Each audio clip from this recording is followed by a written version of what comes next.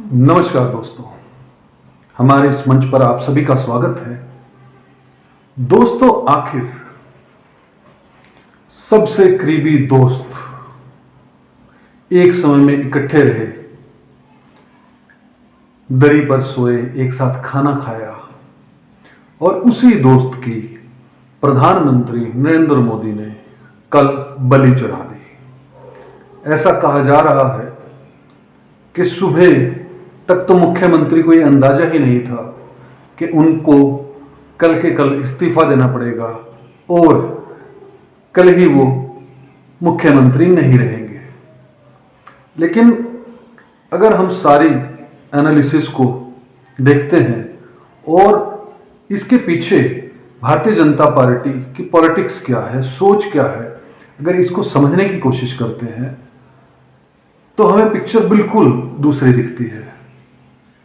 जहां पर दोस्ती की भी कोई कीमत नहीं, जहां पर इतने पुराने रिश्ते भी एक क्षण के लिए तोड़ दिए जाते हैं, एक क्षण में ही तोड़ दिए जाते हैं, जहां पर सिर्फ और सिर्फ स्वार्थ की राजनीति रह जाती है, जहां पर सिर्फ और सिर्फ सत्ता पाना ही जिसका ध्येय हो जाता है, वो चाल जो है वो सामने आ रही है। नायब सिंह सैनी जी को, जो कि मौजूदा सांसद हैं, उनको कल मुख्यमंत्री बनाया गया और फिर से 5 विधायकों को शपथ भी दिलवाई गई, मंत्री भी बनाया गया। लेकिन देखने वाली बात यह है कि नायब सिंह सैनी ही क्यों?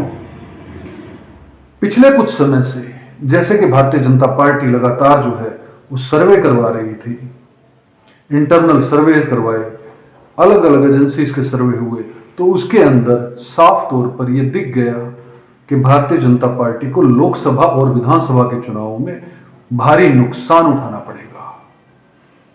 अब भारी नुकसान उठाना पड़ेगा, इसका मतलब सत्ता से बाहर का रास्ता। और जिस तरह से अभी आप देख भी रहे हैं कि अगर पूरे देश के एनालिसिस की बात करें, चाहे वो पश्चिम बंगाल हो, बिहार हो, उत्तर प्रदेश हो, हरियाणा हो, हिमाचल हो, पंजाब हो, राजस्थान हो, मध्य प्रदेश हो, महाराष्ट्र हो, इन सभी बेल्ट्स में भारतीय जनता पार्टी का विरोध हो रहा है।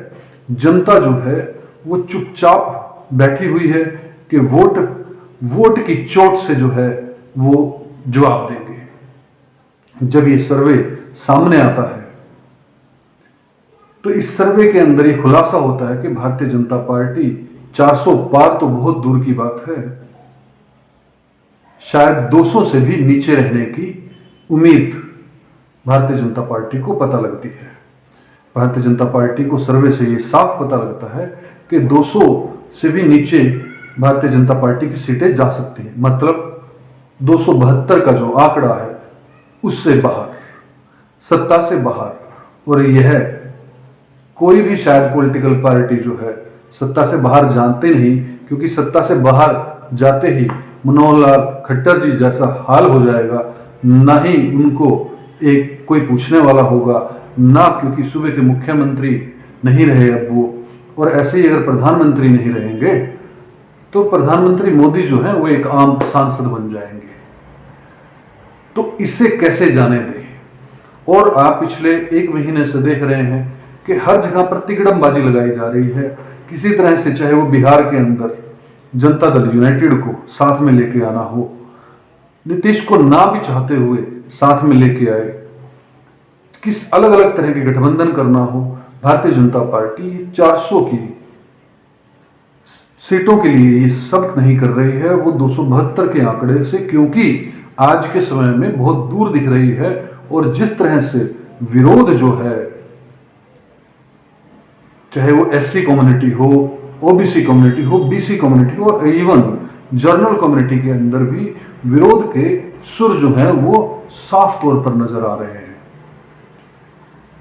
तो इससे बचने के लिए हरियाणा के अंदर जो बलिदान दिया गया, जो हलाल कर दिया गया अपने दोस्त को, अपने मित्र को, इसका मुख्य कारण है वोट बैंक की राजनीति। किसी तरह से ओबीसी वोट बैंक को साधने का प्रयास जो है भारतीय जनता पार्टी ने किया है।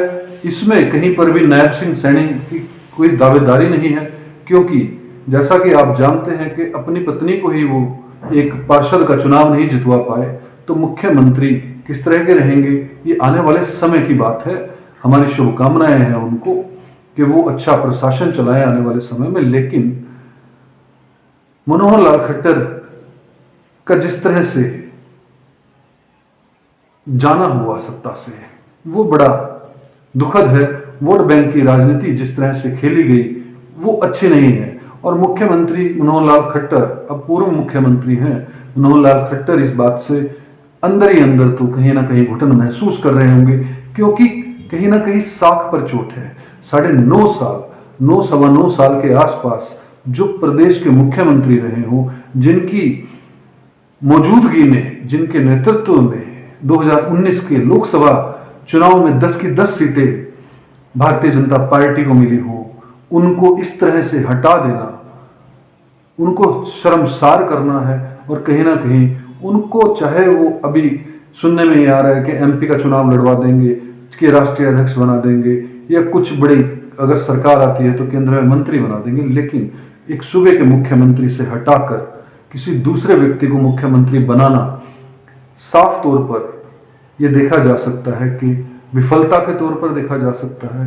और एक ये अच्छा अंत नहीं हुआ पूर्व मुख्यमंत्री मनोहर लाल खट्टर की जिस तरह से विदाई की गई, जिस तरह से वोट बैंक की राजनीति को साधने का प्रयास जो है भारतीय जनता पार्टी कर रही है, इससे यह साबित साफ तौर पर हो जाता है कि समाज को फिर से बांटने का काम भारतीय जनता पार्टी कर रही है, कि किसी तरह से इन वोटों को अपने पास ले लें और इन वोटों से फिर से सत्ता में आ जाए।